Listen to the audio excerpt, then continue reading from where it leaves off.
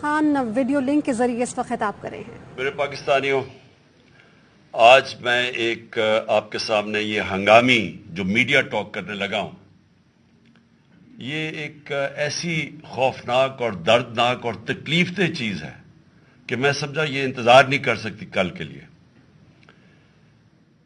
میرے ساتھ جاوید علی بیٹھے ہوئے ہیں، ایک طرف عثمان ڈار جو ہمارے سیال کوٹ کے پریزیڈنٹ ہیں۔ میں ذرا اب آپ کو صرف بتانا چاہتا ہوں کہ یہاں ہو کیا رہا ہے اس ملک میں۔ میں اپنی قوم کو آگاہ کرنا چاہتا ہوں کہ پاکستان کو کس طرح ایک بنانا ریپبلک بنا دیا گیا ہے۔ نہ یہاں کوئی قانون کی فکر ہے طاقتور کو، نہ ان کو فکر ہے اپنے آئین کی۔ ہمارا جو آئین ہے اس کا آرٹیکل 14 وہ واضح طور پہ کہتا ہے کہ ہر انسان کی عزت کی حفاظت کی جائے گی، ہر انسان کی ڈگنیٹی کو پروٹیکٹ کیا جائے گا۔ یہ ہمارا آئین ہمیں حق دیتا ہے۔ لیکن جو یہ جاوید علی سے ہوا، یہ میں اس کے منہ سے آپ کو سننا چاہیے کہ اس انسان سے ہوا کیا، اور میں اس کے بعد آپ کو بتاؤں گا یہ جب ختم کر دیں گے کہ یہ جاوید علی تو ایک آدمی ہے جو سامنے آ گیا ہے۔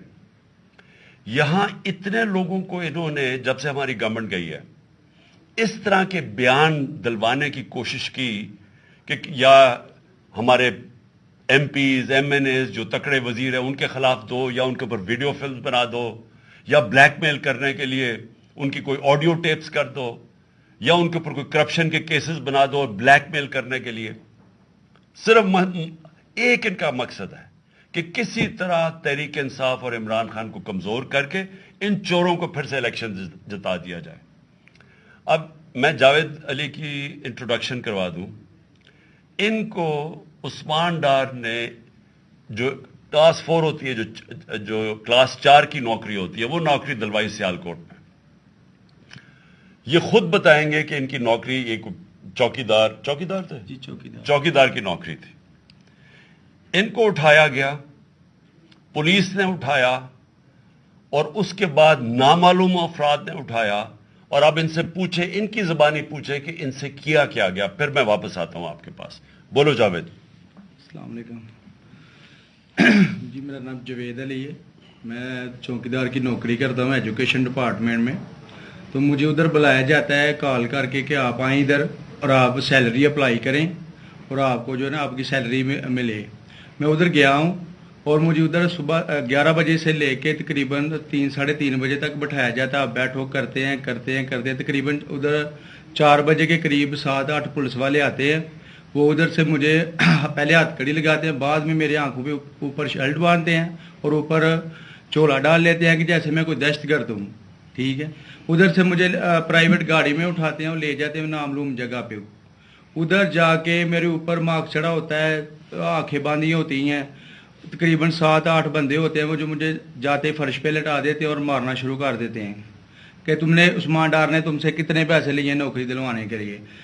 میں کہتا نہیں دیے، پھر بھی مجھے دوسری دفعہ کبھی الٹا لٹکا دیتے ہیں کہ مانو تم نے عثمان ڈار کو پیسے دیے ہیں، کانٹریکٹر سے لے کے پیسے دیے ہیں۔ جب نہیں مانتا تب بھی مجھے کبھی سیدھا لٹکا دیتے ہیں، کبھی الٹا لٹکا دیتے ہیں۔ اور بعد میں جب میرے مثلاً کہ کبھی اینٹ میرے نازک حصوں میں کہ مانو تم کانٹریکٹر سے پیسے لے کے عثمان ڈار کو دیتے ہو، کپڑے اتارتے ہیں، بتاؤ۔ بعد میں مجھے ننگا کرتے ہیں، کپڑے اتارتے ہیں، کپڑے اتار کے ادھر فرش پہ بٹھا دیتے ہیں کہ مانو تم نے عثمان ڈار کو پیسے دیے۔ جب نہیں مانتا تو پھر ادھر سے کہتے ہیں کہ ایک ڈالا بھیجو، اس کی بیوی کو اٹھاؤ، اس کے بچے کو اٹھاؤ اور ادھر اس کو لا کر اس کو برہنہ کرو، اس کی ویڈیو بناؤ، فیس بک پہ ڈالو اور بلیک میل کرو۔ تب ادھر سے جا کے جب میری فیملی آئی تب میں ادھر سے ٹوٹا، ان کے آگے رویا کہ اب آپ بتائیں کہ میں نے کیا کرنا ہے۔ اس نے کہا کہ آپ 134 کے بیان دیں، اور یہ کمنٹ میرے کہہ رہے ہیں کہ آپ نے یہ پیسے ٹھیکیداروں سے لے کے عثمان ڈار کو دی۔ یہ بتائیں آپ کہ کوئی یہ سب چپ ہو جاتے تھے جب کوئی آتا تھا ایک آدمی؟ جب میری تو آنکھیں باندھی ہوتی تھی، ٹھیک، اس وقت جب کوئی آتا تھا ادھر، کوئی افسر آتا تھا، یہ کہتے تھے کہ بڑے صاحب آ گئے ہیں، بڑے صاحب آ گئے ہیں، اور سب سائلنٹ ہو جاتے تھے. جب وہ آتا تھا سب سائلنٹ تھا. اب ٹھیک ہے لگے رہو، کرتے جاؤ، لگے رہو. یہ بات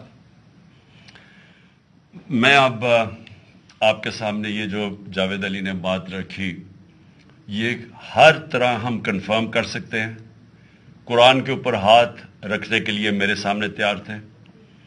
یہ عثمان ڈار کو پھنسانے کے لیے، اس کو کرپشن کیسز میں لانے کے لیے، یہ ساری چیز، یہ جو اس سے 164 کا بیان دلوایا گیا، اور پھر بیوی بچوں کو ساتھ والے کمرے میں لا کے ان کو کہا کہ اس کو ننگا کریں گے. یہ سیدھی بات بتائے، بیوی کو کہا کہ اس کو ننگا کر کے اس کی تصویریں بنائیں گے اور پھر فیس بک پہ چلائیں گے.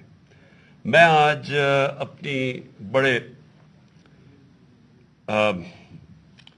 رسپیکٹ سے، میں اپنی عدلیہ سے، میں اپنی چیف جسٹس صاحب سے کہنا چاہتا ہوں کہ دیکھیں، میں اب سے نہیں، جب سے ہماری حکومت گئی ہے، میں تب سے کہتا رہا ہوں کہ ہمارے بنیادی حقوق کی حفاظت کون کرے گا.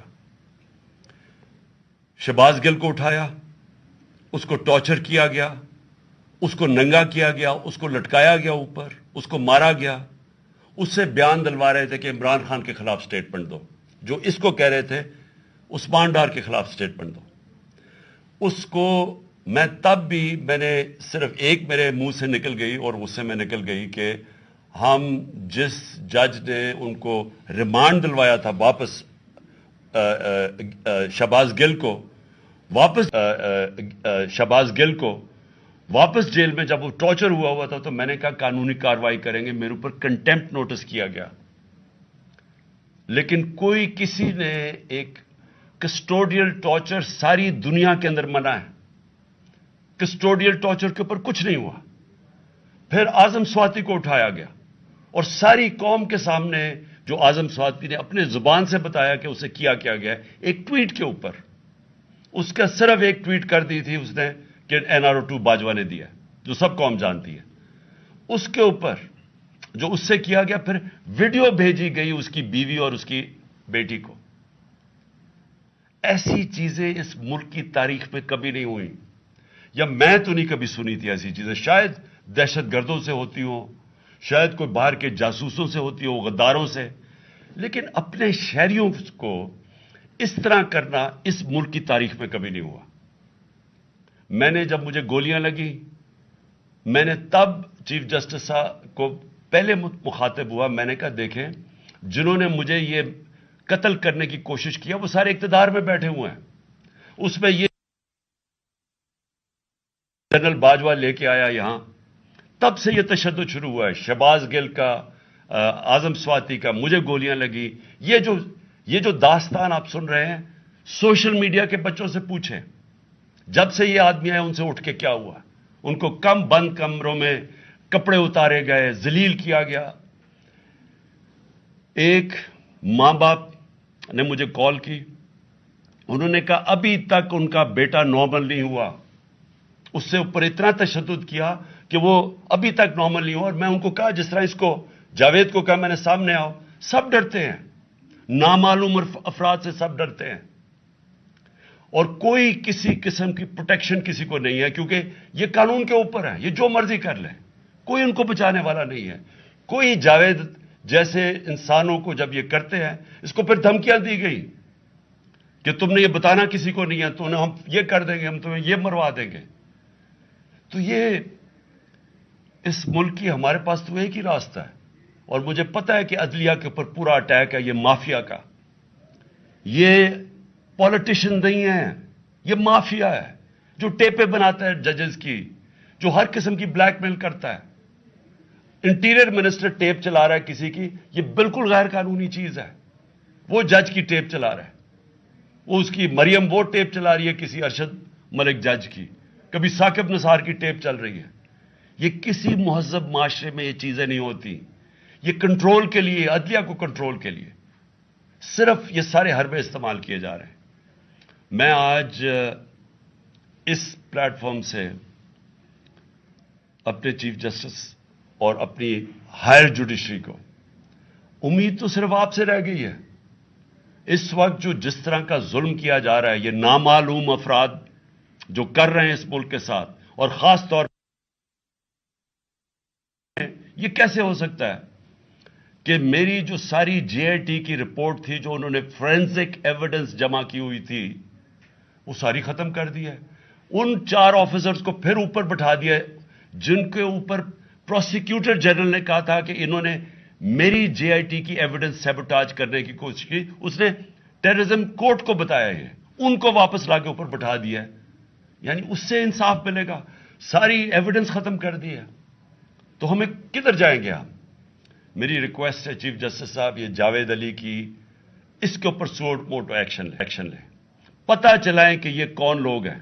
اور اوپر سے اس نے نامعلوم افراد نے اس نے سنا کہتے ہوئے کہ پولیس کے اوپر سارا الزام لگانا، پولیس کو پنچنگ بیگ بنانا اور کچھ نہ کہنا، نہیں تو ہم تمہیں یہ کر دیں گے، مار دیں گے.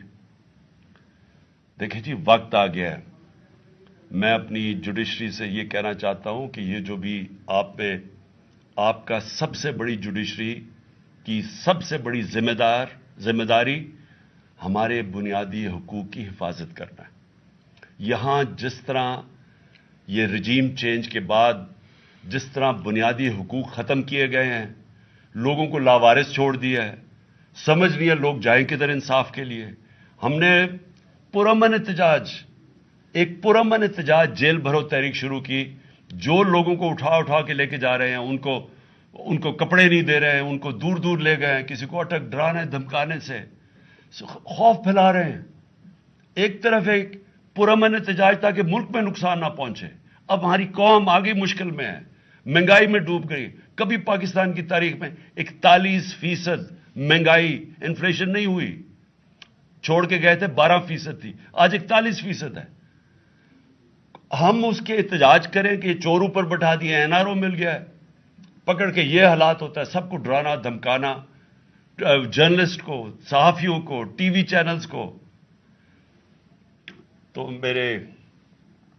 میں صرف چیف جسٹس صاحب اور آپ اپنے سپریم کورٹ سے آج خاص درخواست کرتا ہوں کہ یہ جاوید علی کی کہانی سنیں، پوچھیں کون ذمہ دار ہے.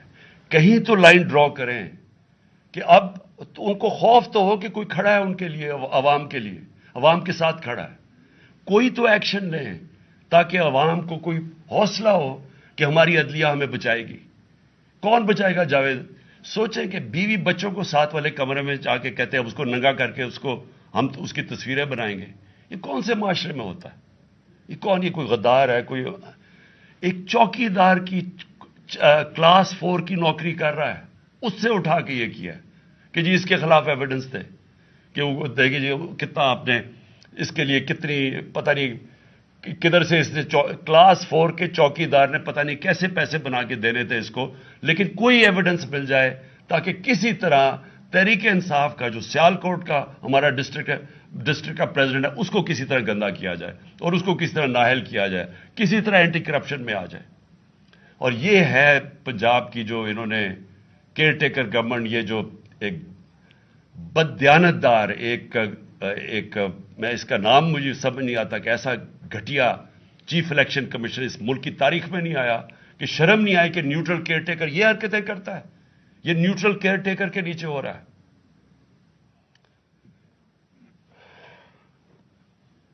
بہت بہت شکریہ. چیئرمین پاکستان تحریک انصاف خطاب کر رہے تھے اور انہوں نے کہا کہ عدلیہ کے خلاف باقاعدہ مہم چلائی جا رہی ہے. یہ لوگ سیاستدان نہیں ہیں بلکہ مافیا ہیں. انہوں نے کہا کہ گھر کے چوکیدار کو اٹھا کر عثمان ڈار کے خلاف شواہد اکٹھے کرنے کی کوشش کی جا رہی تھی اور اس کی اہلیہ کو بھی برہنہ کر کے اس کی تصاویر وائرل کرنے کے بعد اس کو بلیک میل کرنے کی کوشش کی جا رہی تھی. انہوں نے کہا کہ اعظم سواتی کو بھی ایک ٹویٹ کرنے پر اٹھا لیا جاتا ہے اور برہنہ کر کے تشدد کیا جاتا ہے. اپنے ملک میں شہریوں کے ساتھ اس قسم کا سلوک میں نے کبھی نہیں دیکھا.